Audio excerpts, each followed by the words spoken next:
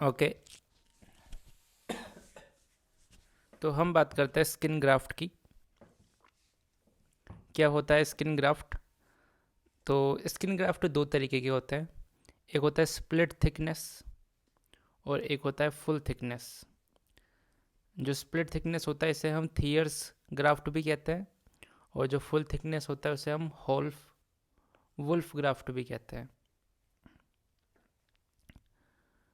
तो ये जो स्प्लिट थिकनेस होता है ग्राफ्ट, इसका यूज़ करते हैं हम एंटेरोलेटरल थाई के अंदर और बटक्स के अंदर। ठीक है। वहीं बात करें हम फुल थिकनेस स्किन ग्राफ्ट की, तो उसका यूज़ करते हैं हम पोस्ट ऑरिकुलर स्किन के अंदर। ये साइट है। ठीक है। तो स से स्प्लिट हो गया तो स से सेकेंडरी कॉन्ट्रैक्चर इसके अंदर देखने को मिलता है। वहीं हम बात करें फुल थिकनेस की, तो इसके अंदर प्राइमरी कॉन्ट्रैक्चर देखने को मिलता है। ये सेकेंडरी कॉन्ट्रैक्चर होता क्यों है? Due to myofibroblast. और स्प्लिट थिकनेस के लिए हम इस इंस्ट्रूमेंट का यूज़ करते हैं। इस इंस्ट्रूमेंट को कहते हैं हम हम्बी नाइफ। क्या कहते हैं? हम्बी नाइफ।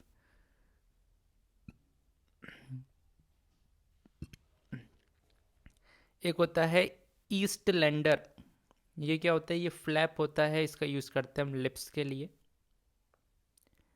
एक होता है PMMC। इसका मतलब तुम समझ गए। What is this? It's an axial flap which is most commonly used in head and neck surgery. Wound healing की बात करते हैं। तो वुंड हीलिंग, पहली बात तो ये कि एक वीक के अंदर 10% वुंड हीलिंग होती है। और वुंड हीलिंग में होता क्या है? जो कोलेजन टाइप 3 होता है वो कन्वर्ट होता है कोलेजन टाइप 1 के अंदर।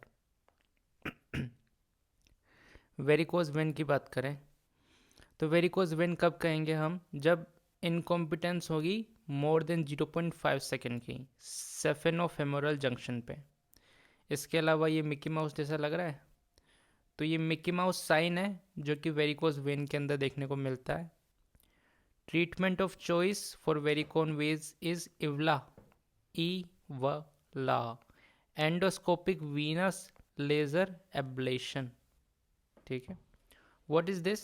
This is a method, it is called Tessari method. क्या कहते हैं? टेसारी मेथड कहते हैं इसको। अब बात करते हैं एपिडेमियोलॉजिकल ट्रायड की। तो एपिडेमियोलॉजिकल ट्रायड के अंदर ई से एपिडेमियोलॉजिकल और ई से एनवायरनमेंट हो गया। इसके अलावा होस्ट होता है और एजेंट होता है। These are all the component of the triad.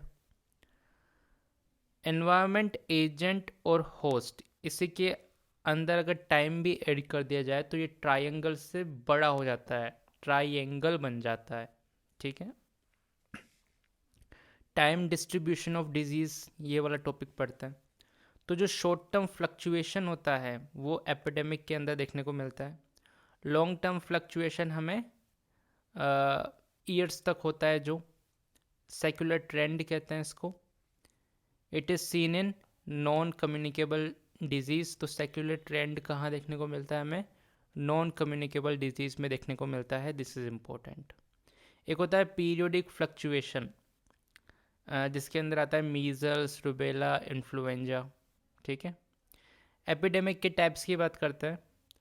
तो अगर इस तरीके का है, जैसे इस तरीके का कॉन्टीन्यूसली लग रहा है, एक इस तरीके का है पॉइंट सोर्स, तो वन पीक है, तो ये फूड पॉइजनिंग में देखने को मिलता है। पॉइंट सोर्स इसे एपिडेमिक कहते हैं। कॉन्टीन्यूस है तो इसे यहाँ पे मल्टीपल पीक्स दिख रही है ना, तो ये टाइफॉइड कैरियर के अंदर देखने को मिलता है और कंटिन्यूस सोर्स में देखने को मिलता है। ये देखो मल्टीपल पीक्स है, लेकिन पहली बात तो ये डिस्क्रीट है और फिर ये कॉन्टीन्यूसली बढ़ती जा रही है। इसे कहते हैं प्रोपेगेटेड सोर्स। ये TB, HIV और कोविड-19 में देखने को मिलता है। And this is our intermittent source. Not so very difficult है ना। चलो बताओ, कंट्रोल, एलिमिनेशन और इरेडिकेशन में क्या अंतर होता है? तो इरेडिकेशन की बात करें हम, तो इसके अंदर ऑर्गेनिज्म को ही ख़त्म कर देते हैं। ठीक है।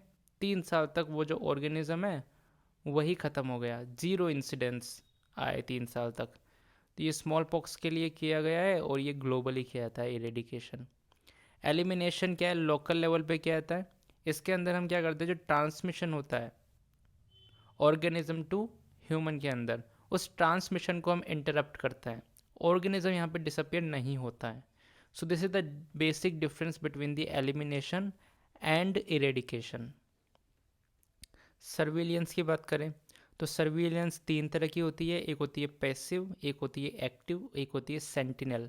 पैसिव की बात करते हैं हम, इसके अंदर patient presents to the hospital, यहाँ पे पेशेंट खुद आ रहा है किसके पास, हॉस्पिटल के पास। पेशेंट आता है और बोलता है कि मुझे फीवर है, ठीक है। एक्टिव के अंदर क्या है, we have to go search for cases, हम खुद जा रहे हैं पेशेंट को ढूंढने के लिए। ये देखने को मिलता है हमें पोलियो के केसेस के अंदर। पोलियो के केस में एक स्पेशल मेडिकल ऑफिसर होता है जिसे कहते हैं हम एसएमओ, सीएमओ नहीं है, ये एसएमओ है। एसएमओ का मतलब सर्विलियंस मेडिकल ऑफिसर।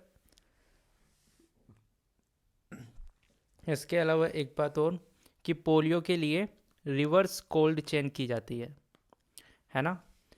इसके अलावा एक्टिव सर्विलेंस हम टीबी के केसेस में भी करते हैं, मलेरिया के केसेस में भी करते हैं, इसके अलावा कालाजार के केसेस में भी करते हैं। सेंटिनल सर्विलेंस की बात करें तो ये करते हैं हम एचआईवी या फिर एड्स की कंडीशन में। तो सेंटिनल सर्विलेंस कहाँ होता है, ब्लड बैंक में होता है, एसटीआई क्लिनिक में होता है, और एवरी एएनसी मतलब एंटीनेटल केयर वहाँ पर होता है। यहाँ पे क्या करते हैं हम, आइडेंटिफाई करते हैं जो भी मिसिंग केसेस होते हैं उनको। So this is about the surveillance. आगे हम बात करते हैं natural history of disease. What is this, देखो एक होता है लीड टाइम बेस बायस, एक होता है length time bias. So what is the difference between it. Lead time bias क्या कहता है कि अगर आपने किसी डिजीज़ को जल्दी डिटेक्ट कर लिया तो हम उसे कंफ्यूज कर देते हैं विद इट्स इंक्रीज्ड सर्वाइवल, इसी को कहते हैं lead time bias. Length time bias क्या होता है, screening test detects diseases with long latency period, जिनका लॉन्ग लेटेंसी पीरियड होता है उनको ही स्क्रीनिंग टेस्ट इजीली डिटेक्ट कर पाता है, while those with shorter latency period become symptomatic earlier. तो यही क्या होता है, लेंथ टाइम बायस होता है। It is depend on latency, और लीड टाइम जो बायस था वो था detection, early detection is confused with increased survival. Iceberg phenomena है, ये जो टिप होती है ये टिप डेथ को रिप्रेजेंट करती है, और ये जो आइसबर्ग दिख रहा है ये विजिबल केसेस होते हैं जो कि क्लिनिकल या फिर डायग्नोस्ड होते हैं। हिडन केसेस देखो इतना बड़ा होता है जिसके अंदर असिम्टोमेटिक आते हैं, प्री सिम्टोमेटिक आते हैं, अनडायग्नोस्ड आते हैं, लेटेंट आते हैं, डिलिबरेटली इग्नोर्ड आते हैं, ठीक है। और ये वाटर क्या है, वाटर है normal population. Iceberg phenomena is not shown by what, तो इसका एक निमोनिक है हमारे पास, वैसे तो नहीं है निमोनिक लेकिन अभी हैंड टू हैंड में बना रहा हूँ।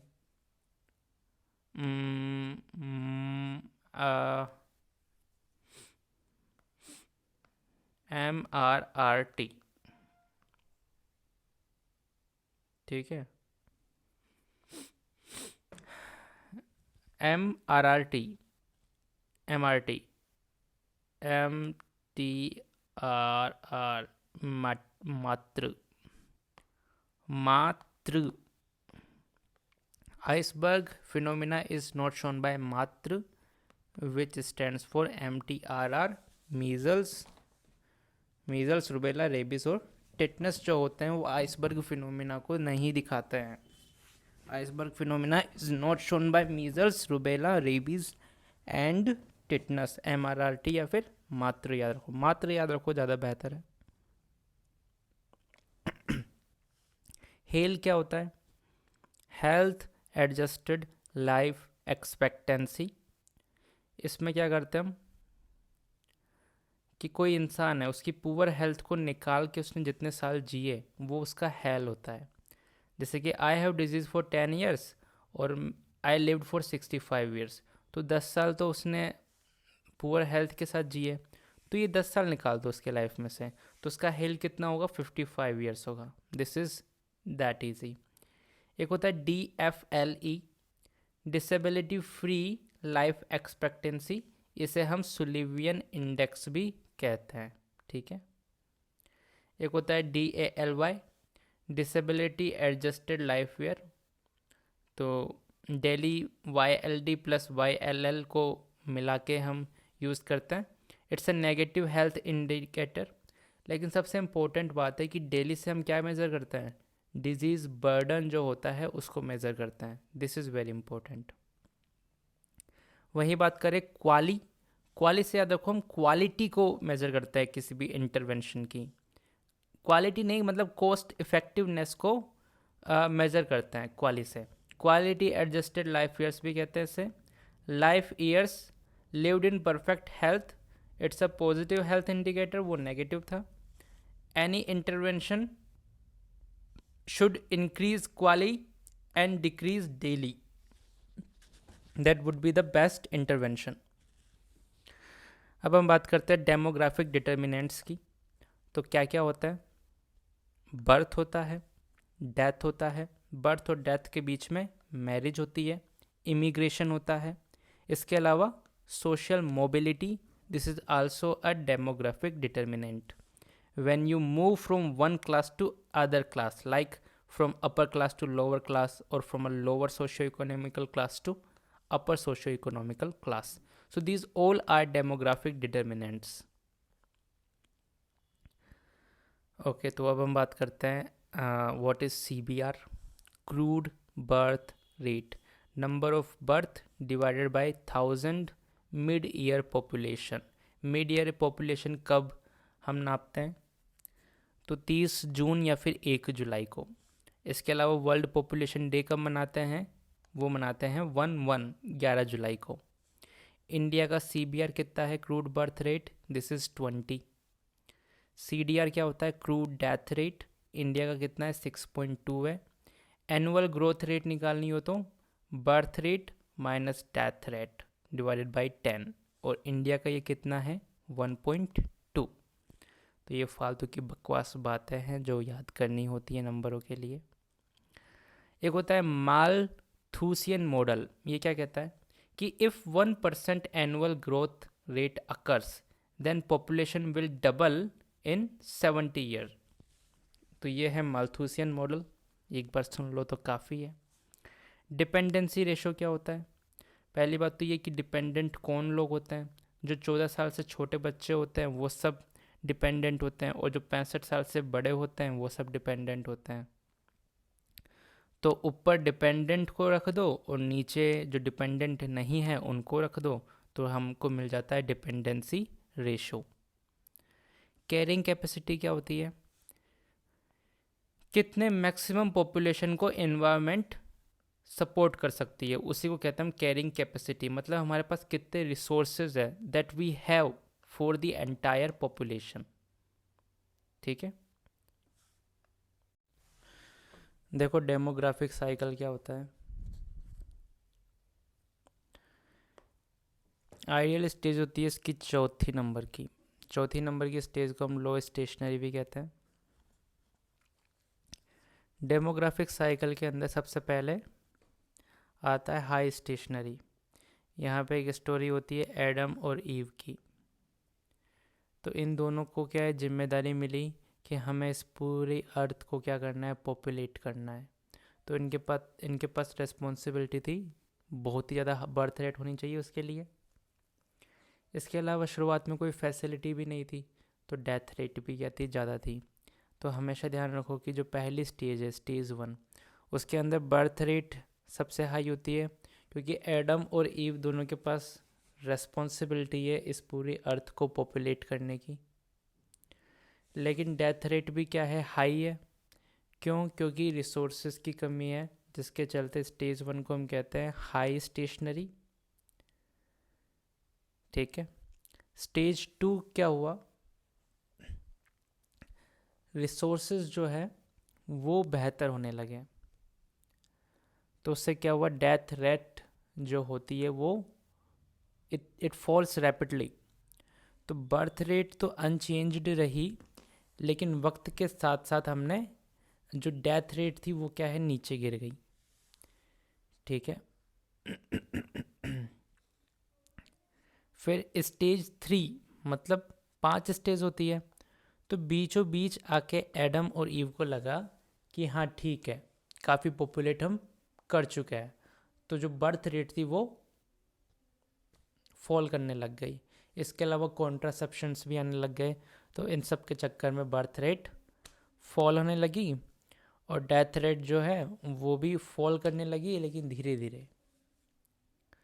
स्टेज 4 जो होती है वो लो स्टेशनरी कहलाती है, क्योंकि इसके अंदर बर्थ रेट और डेथ रेट दोनों ही क्या होती है, लो होती है। और स्टेज 5 वो होती है जहाँ पे बर्थ रेट जो होती है वो नेगेटिव में आती है, क्योंकि बहुत ही ज़्यादा लो हो जाती है, very low. Declining birth rate is lesser than death rate, birth rate is negative. This question has been asked.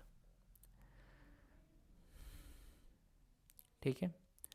Demographic gap क्या होता है? तो बर्थ रेट और उसमें से डेथ रेट को घटा दो, ठीक है। मैक्सिमम डेमोग्राफिक गैप कहाँ मिलता है? तो एंड ऑफ स्टेज 2, यहाँ पे सबसे ज़्यादा डेथ गैप मिलता है, ठीक है। और मिनिमम कब होता है? जब स्टेज 5 में होता है, नेगेटिव में होता है। इसके अलावा ये जो ग्रीन कलर का एरिया है इसे कहते हैं हम डेमोग्राफिक गैप। डेमोग्राफिक ट्रांजिशन क्या होता है? Transmission from stage 1 to stage 4। जैसे कि स्टेज 1 था हाई स्टेशनरी और अब तुम लो स्टेशनरी पे पहुंच गए, तो ये जो ट्रांजिशन होता है इसी को हम क्या कहते हैं, डेमोग्राफिक ट्रांजिशन कहते हैं। डेमोग्राफिक बोनस क्या होता है?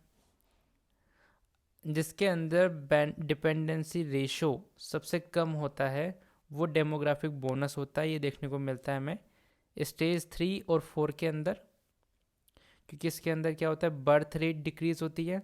तो बर्थ रेट डिक्रीज होगी तो फर्टिलिटी डिक्रीज होगी, तो नंबर ऑफ टीन्स जो होंगे उनकी संख्या भी कम होगी। So this is beneficial for economy, demographic bonus. Population pyramid की बात करते हैं, इसको कहता है डबल हिस्टोग्राम, इसको ऐसे रट लो, ठीक है। देखो स्टेज 1 एक्सपेंडिंग जो होता है वो इस तरीके का होता है, स्टेज 2 भी एक्सपेंडिंग होता है, इस तरीके का ही होता है। स्टेज 3 होता है स्टेशनरी, वो ऐसा होता है। और स्टेज 4 होता है कॉन्ट्रैक्टिंग, तो वो ऐसा होता है। इस तरीके की ये पॉपुलेशन ग्राफ होता है। एक होता है फर्टिलिटी रेट, एक होता है रिप्रोडक्शन रेट। तो रिप्रोडक्शन रेट की बात जब भी होगी तो उसका मतलब होगा लड़कियों से, और फर्टिलिटी रेट की जब भी बात होगी तो उसका मतलब होगा बच्चों से। तो ग्रोस फर्टिलिटी रेट क्या होता है? Number of birth to woman aged 15 to 49 and mid year population multiply by 100। यहाँ पे एक बात ध्यान रखनी है कि जीएफआर की जब हम बात करते हैं, ग्लोमेरुलर फिल्ट्रेशन रेट की, तो उसे 100 से मल्टीप्लाई करते हैं। और ये जीएफआर नहीं है, ये है gross fertility rate. Age specific पूछी जाए, total fertility rate, estimate to complete family size. ये जो टोटल फर्टिलिटी रेट होता है it is an estimate of complete family size and the target TFR is 2.1, ठीक है। ग्रोस रिप्रोडक्शन रेट की बात करते हैं, तो total number of female born, क्योंकि मैंने कहा ना रिप्रोडक्शन जब भी आएगा तो लड़कियों की बात होगी। नेट रिप्रोडक्शन रेट का मतलब, अब देखो सारी लड़कियां जिंदा तो रहेगी नहीं, कुछ लड़कियां मर भी जाएंगी, तो जो डेड गर्ल्स हैं उनको घटा देते हैं, फिर जितनी भी total number of female born होगी वो सर्वाइव टिल एजेस 15 तक, उसे कहते हैं हम net reproduction rate. Our goal is to achieve 1.0 reproduction level fertility. इसका मतलब क्या होता है कि 1 female gives rise to 1 female. CPR क्या होता है? Should be more than 60% if you want to achieve net reproduction rate 1.0। CPR क्या होता है? पता नहीं, मैं भूल गया।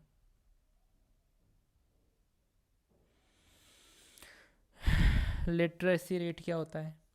Individual who are above 7 years who can write, read और अंडरस्टैंड एनी वन लैंग्वेज, उसे कहते हैं लिटरेसी रेट। सेक्स रेशो क्या होता है? Number of females divided by number of males multiply by 100। This is 10:20 is the sex ratio of India। Child sex ratio का मतलब number of females 0 से 6 साल की, नंबर ऑफ मेल 0 से 6 साल के मल्टीप्लाई बाय 100, तो ये होता है चाइल्ड सेक्स रेशो। ठीक है, तो अब हम बात करते हैं देखो एमआर का मतलब होता है मोर्टेलिटी रेट। ठीक है, अब अगर एम लिखा हुआ है तो इसका मतलब क्या? Maternal mortality rate. तो maternal death divided by number of live birth multiplied by 1 lakh. ठीक है, सिर्फ यही एमएमआर होता है जहाँ पे 1 लाख से मल्टीप्लाई करते हैं, बाकी हर कंडीशन में मोस्टली हम 1000 से मल्टीप्लाई करते हैं।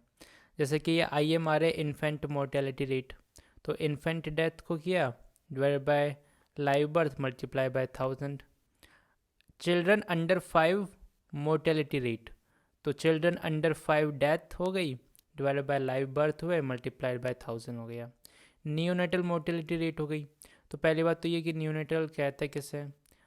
हाँ, 28 दिन से जो छोटा बच्चा होता है उसको नियोनेट कहते हैं। इसको भी 1000 से मल्टीप्लाई करते हैं, neonatal death divided bye live birth. PNMR इसका मतलब होता है पेरीनेटल मोर्टेलिटी रेट। अब PND का मतलब पेरीनेटल डेथ, पेरीनेटल का मतलब क्या? 28 week gestation to 7 day postnatal multiply by 1000 divide by live birth, same thing. Still birth कब बोलेंगे? मोर देन 28 वीक्स और he born dead and his weight was more than 1000 gram। Most important indicator of health status of a country and health service status, अगर ये पता करना है तो आप उस देश के इन्फेंट मोर्टेलिटी रेट को जाके चेक कीजिए। जो अपने बच्चों को नहीं बचा सकता वो देश और किसको बचा पाएगा ना। Indicator of social development and combined maternal newborn health, उसके लिए है U5, मतलब children under 5 mortality rate. Census क्या होता है? पहली बात ये होम अफेयर है, this is done once in 10 year. SRS का मतलब this is most accurate, dual mechanism होती है इसके अंदर और एवरी 6 मंथ पे से करता है। एक होता है NFHS national family health survey और एक होता है DLHS district level health survey, and these both are conducted by IIPS 5 yearly it is done. Okay, ANC visits की हम बात करें तो आइडियल विजिट्स कितनी होती है? 13 होती है, लेकिन मिनिमम कितनी होती है ANC विजिट? 4 होती है। पहली रजिस्ट्रेशन के टाइम पे, दूसरी होती है 14 से 26 वीक के बीच में, तीसरी होती है 28 से 34 वीक के बीच में और लास्ट डिलीवरी होती है 34 वीक के बीच में। ठीक है, PNC की बात करें हम तो एक तो देखो होम डिलीवरी अगर है तो 4 विज़िट होती है और इंस्टीट्यूशनल डिलीवरी तो उस कंडीशन में 3 विज़िट होती है। वो 4 विज़िट कौन कौन सी होती है होम डिलीवरी में? At the time of birth of baby, फिर 3, 7 एंड 42 डेज़ पे। इंस्टीट्यूशनल डिलीवरी के अंदर क्या होता है? जो the day the Jesus was born, तो उस दिन को हम स्किप कर देते हैं, बाकी 3, 7 और 42 डेज़ पे हम विज़िट करते हैं। Home based neonatal care HBNC it is done by ASHA. तो एक तो होता है ANC PNC, एक होता है home based neonatal care, it is done by ASHA. ASHA अगर होम डिलीवरी है तो उस कंडीशन में 7 बार आती है और अगर इंस्टीट्यूशनल है तो 6 बार आती है। तो होम डिलीवरी में 1, 3, 7, 7, 14, 21, 28, 7 एकम 7, 7 दूनी 14, 7 21, 7 चौक 28, 7 पंजे 35, 7 छिंग 42। ठीक है, दिस इज इजी पीजी। ओ हम यहाँ पर आ गए क्या? तो देखो एनीमिया मुक्त भारत का ये लोगो ध्यान रखो, इस तरीके का ये लोगो है। इसके अंदर क्या है, 6 बच्चे हैं ना। तो एनीमिया मुक्त भारत के अंदर एक्चुअली 6 बेनिफिशियरी है। इसके अंदर ये एक डिवॉर्मिंग है, डिवॉर्मिंग के अंदर एल्बेंडाजोल देते हैं, ये बात ध्यान रखना। डिवॉर्मिंग में एल्बेंडाजोल देते हैं। Prophylactic iron folic acid and supplementation देते हैं। देखो प्रेगनेंसी में क्या होता है, आयरन देते हैं हम 60 मिलीग्राम और फोलिक एसिड देते हैं 500 microgram. 180 days second and trimester और 180 डेज पोस्टपार्टम भी हम इसको देते हैं।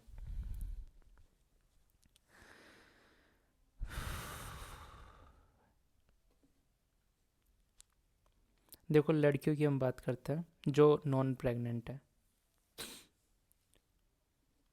तो 10 साल से ज़्यादा है तो 60 मिलीग्राम आयरन और 500 माइक्रोग्राम फोलिक एसिड देते हैं हम वीकली। ठीक है, 5 से 10 साल के बीच में है तो 45 मिलीग्राम आयरन देते हैं, 400 माइक्रोग्राम फोलिक एसिड देते हैं और वीकली हम क्या देते हैं, फोलिक एसिड। 6 मंथ से 5 साल के बीच में अगर है तो आयरन देते हैं 20 मिलीग्राम, फोलेट देते हैं 100 माइक्रोग्राम और बाई वीकली हम क्या देते हैं, फोलिक एसिड देते हैं। ओपिनियन क्या होता है, opinion is temporary and it is subjective, belief is also subjective but it is more permanent, attitude is an objective and permanent. फालतू की बात है। फैमिली साइकिल की बात करते हैं। फॉर्मेशन कब होता है फैमिली का, when you are married, when you get married and have a baby. ठीक है, एक्सटेंशन कब बोलेंगे, एक्सटेंशन बोलते हैं जब सेकंड चाइल्ड होता है, he is responsible for the extension. और कंप्लीट एक्सटेंशन कब बोलेंगे, when first child leave home. First child जब घर को लीव करता है तो उससे बोलते हैं कंप्लीट एक्सटेंशन। कॉन्ट्रैक्शन कब बोलेंगे, जब second child leave home. Complete contraction कब बोलेंगे, जब one spouse dies. And dissolution कब बोलेंगे, जब both spouse die. So this is the family cycle. एक होता है पीएम, पीएम पोषण शक्ति निर्माण, पोषण शक्ति Nirman, Shakti Nirman. It has replaced mid day meal programme, पहली बात। It is launched under the ministry of education, human resource development. Beneficiaries कौन है, बाल वाटिका मतलब प्राइमरी सेक्शन, क्लास 1 से क्लास 8 के जो बच्चे होते हैं वो। ये क्या है, पोषण शक्ति निर्माण। एक होता है पोषण अभियान। देखो इसमें क्या है, शक्ति है, इसमें शक्ति है खाने की, मिड डे मील की शक्ति है। अब यहाँ पे क्या ये अभियान है। It is launched by ministry of welfare and child development, aim to reduce malnutrition. एक सूला इसका निमोनिक है, सूला का मतलब स्टंटिंग हो गया, अंडर वेट हो गया, लो बर्थ वेट हो गया और एनीमिया हो गया। ठीक है, तो ये पोषण अभियान का लोगो है इस तरीके का। और इस तरीके का ये जो लोगो है ये मिड डे मील शक्ति निर्माण है, ये अभियान है। और ये है हमारा इंटीग्रेटेड चाइल्ड डेवलपमेंट स्कीम।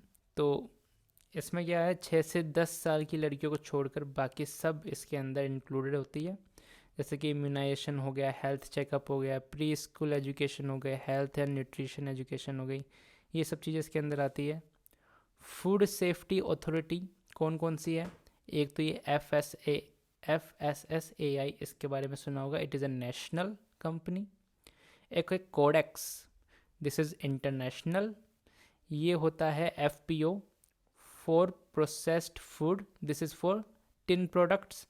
इसके अलावा ये होता है एग्रीकल्चरल प्रोडक्ट्स के लिए, government of India egg mark. अब हम बात करते हैं डिजीज़ रिलेटेड टू वाटर। एक होता है water borne disease. Water borne disease का मतलब क्या होता है, जो पानी से फैल रहे हैं, जैसे कि कोलेरा हो गया या अमीबिक डायसेंट्री हो गई। एक होता है वाटर वॉश्ड डिजीज़। ये क्या होता है, अगर आप नहाओगे तो आपको ये वाले इन्फेक्शन नहीं होंगे, जैसे कि स्केबीज़ हो गया, ट्रैकोमा हो गया, फ्ली लाई स्टिक बोन डिजीज़ हो गई, ठीक है। एक होता है water based disease. Water based disease का मतलब around the water, around the water मतलब शिस्टोमा हो गया और ड्रैंक्युलोसिस हो गया। इसके अलावा एक होता है water related insect vector disease, तो इसके अंदर आता है Japanese encephalitis and Aedes. Sand fly इस तरीके का होता है, फरी फरी दिखता है, ये काला आजार के लिए रिस्पॉन्सिबल होता है, काली रेत, काला रेत।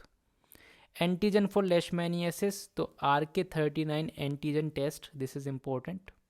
काला आजार के लिए ड्रग ऑफ चॉइस क्या होती है? लाइपोसोमल एम्फोटेरिसिन, ठीक है। अब हम बात करते हैं national vector borne disease control and programme. Malaria की बात करते हैं। इस तरीके का ये डायग्राम ध्यान रखना। तो मलेरिया के लिए पेरिफेरल ब्लड स्मेयर का स्टेन कौन सा होता है? तो JBS स्टेन होता है। थिन स्मेयर का यूज़ करते हैं हम स्पीशीज़ जानने के लिए, और थिक स्मेयर का यूज़ करते हैं हम ये जानने के लिए कि मलेरिया प्रेजेंट है भी या नहीं है। एक माइक्रोस्कोप अवेलेबल होता है 25,000 की पॉपुलेशन पे। Most important measure of malaria control is API। What is API? Annual parasite incidence. So this is the most important measure of malaria control. Best indicator क्या होता है ऑपरेशनल एफिशिएंसी का? तो आबर, annual blood examination rate. तो ये छोटी मोटी बातें हैं। Best indicator during outbreak of malaria, तो सफ़र करते हैं ना ड्यूरिंग आउटब्रेक, सफ़र की जगह से सपर बोल दो, तो स्लाइड पॉजिटिविटी रेट हो गया। Best marker for endemicity is the spleen rate, क्योंकि हम जानते हैं कि मलेरिया में स्प्लीनोमेगेली होती है, क्या होती होगी। मलेरिया मंथ मैक्सिमम ट्रांसमिशन हमें देखने को मिलता है जून के अंदर, मई जून, बच के रहना। एम्स और नीट के पहले मलेरिया मंथ होगा हमारा। P वाइवेक्स और P ओवेल के लिए ड्रग ऑफ चॉइस होती है क्लोरोक्वीन और प्रीमाक्वीन।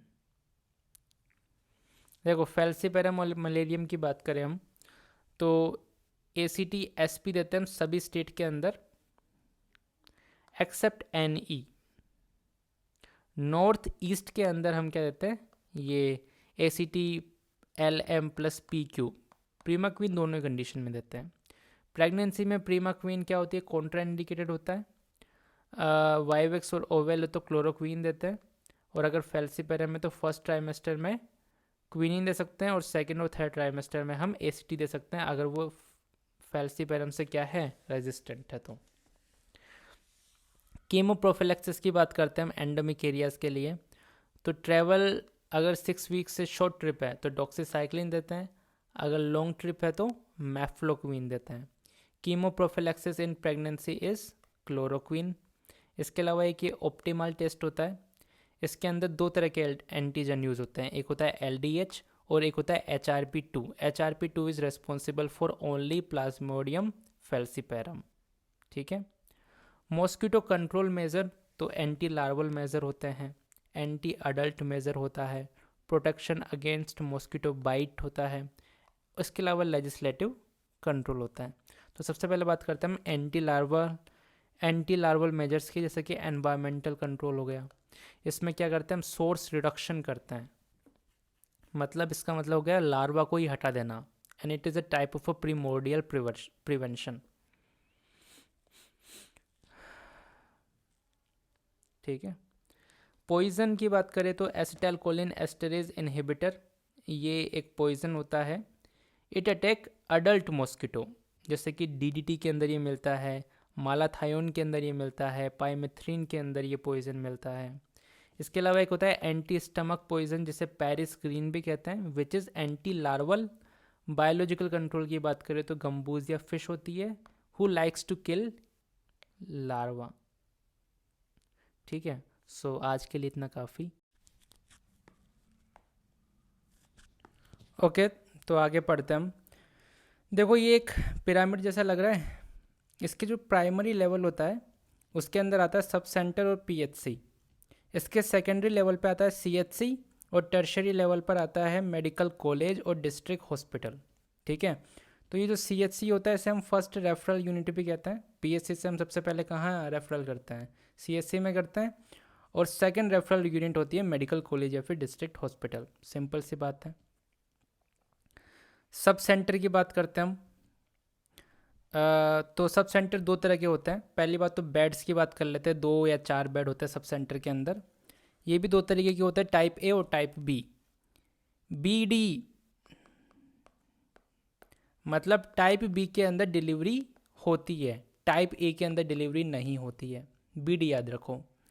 PHC की बात करें हम, तो PHC के लिए देखो सब सेंटर पे होते कौन है, सरकारी कर्मचारी होता है, मेल और फीमेल ANM होता है। PHC में क्या है, एक MBBS रिक्वायर्ड होता है। बेड्स इसके अंदर 4 से 6 होते हैं। ये भी टाइप ए और टाइप बी होता है, दोनों में डिलीवरी होती है, बस डिपेंड करता है कि how much delivery. Type A के अंदर less than 20 delivery per month होता है और टाइप बी के अंदर more than 20 delivery per month होता है। सो this is the basic difference. CHC की बात करें तो CHC पे कितने बेड होते हैं, 30 बेड होते हैं। अब आपको एक बात तो ध्यान रखनी है कि ये जो मल्टीपर्पज़ वर्कर होते हैं जैसे कि MPW, they are not grass root level. तो ग्रास रूट लेवल पे कौन आता है, आशा आती है, आंगनवाड़ी वर्कर आता है। इनके नाम तो सुनने होंगे आपने। इसके अलावा एक होता है TBA मतलब ट्रेंड बर्थ वर्कर। इसके अलावा एक होता है VHG विलेज हेल्थ गाइड। तो ये सब भी ग्रास रूट लेवल पे ही आते हैं। आशा हो गया, आंगनवाड़ी वर्कर हो गया, TBA हो गया मतलब ट्रेंड बर्थ वर्कर, और एक होता है VHG मतलब विलेज हेल्थ गाइड। तो ये सब किस लेवल पे आते हैं, ग्रास रूट लेवल पे आते हैं। आशा की बात करते हैं तो 10th क्लास की क्वालिफिकेशन तो होनी चाहिए इसके पास। 23 डेज की से ट्रेनिंग मिलती है और 1000 लोगों पे कम से कम 2 आशा होती है। ASHA is not a birth attendant. एक बात ये भी ध्यान रख लो, बर्थ के टाइम पे नहीं चाहिए होती है। She should not be unmarried, she should be married. Essential health care के 4 A बताऊँ तो अवेलेबल होना चाहिए, एक्सेप्टेबल होना चाहिए, एक्सेसिबल होना चाहिए और अफोर्डेबल होना चाहिए। So these are the 4 A's of essential health care. 4 component बताओ PHC के। तो एक तो आशा हो गई जो कि कम्युनिटी पार्टिसिपेशन बाय आशा, ठीक है। इंटरसेक्टोरियल कोऑर्डिनेशन होना चाहिए, अप्रोप्रिएट टेक्नोलॉजी होनी चाहिए लाइक वैक्सीन्स। इसके अलावा इक्विटेबल डिस्ट्रीब्यूशन होना चाहिए। So these are the 4 component of PHC। अब मुझे बताओ elements of primary health care. तो एलिमेंट्स में ही उसका क्या है, निमोनिक छुपा है। E से हो गया एजुकेशन, L से हो गया लोकली एंडेमिक डिजीज़, E से हो गया एसेंशियल ड्रग्स हो गया। M से क्या हो गया, M से मैटरनल एंड चाइल्ड हेल्थ हो गया। E से एक्सटेंसिव इम्यूनाइजेशन हो गया। N से न्यूट्रिशन हो गया। T से ट्रीटमेंट हो गया और S से सैनिटेशन हो गया, ठीक है। So these are the elements of primary health care. 3 और 3 6 7 8। स्टेप्स क्या होती है हेल्थ प्लानिंग की, तो हेल्थ प्लानिंग की पहली स्टेप क्या होती है, वो होती है एनालिसिस ऑफ हेल्थ सिचुएशन, ठीक है। तो आपको पता होना चाहिए कि गोल क्या होता है, ऑब्जेक्टिव क्या होता है और टारगेट क्या होता है। गोल का मतलब ultimate desire state which is not measurable, जैसे कि मुझे एक अच्छा डॉक्टर बनना है, इसका क्या कोई मेज़र है, नहीं है। ऑब्जेक्टिव की बात करें, इसके अंदर स्पेसिफिक मेजरेबल एंड पॉइंट होता है and it is time bound. जैसे कि मुझे 30 मई से पहले एम्स में सिलेक्शन चाहिए, तो ये टाइम बाउंड है, स्पेसिफिक है, मेजरेबल है। टारगेट की बात करें तो degree of achievement of objective, baby steps that you take to achieve your objective. मतलब आज मुझे ऑप्था के सारे प्रीवियस ईयर क्वेश्चन करने हैं, तो आज के दिन में ये जो तुमने टारगेट लिए हैं इसी को टारगेट कहते हैं। अब हम बात करते हैं JSSK की, नेशनल हेल्थ मिशन के अंतर्गत ये आता है, ठीक है। ये इस तरीके का इसका ये चार्ट होता है, सिंबल होता है। शिशु का एज है 1 ईयर, ठीक है। तो ये जो जननी शिशु सुरक्षा कार्यक्रम होता है इसके अंदर क्या क्या आता है, cashless delivery, drugs and diagnostics आता है, डाइट आता है, blood wherever required, transport from home to health institution, transport between facilities in case of referral, ठीक है, ये सब चीज़ें आती है इसके अंदर। मनी भी देते हैं हम जननी JSSK में, टू प्रमोट इंस्टीट्यूशनल डिलीवरी। अब बात आती है कितने पैसे देते हैं। रूरल में अलग पैसे देते हैं, अर्बन में अलग पैसे देते हैं, अर्बन में कम पैसे देते हैं। मदर को भी देते हैं और ये जो आशा होती है उसको भी पैसा मिलता है जो लेके जाती है, ठीक है, या जो ANM या आशा जो भी है।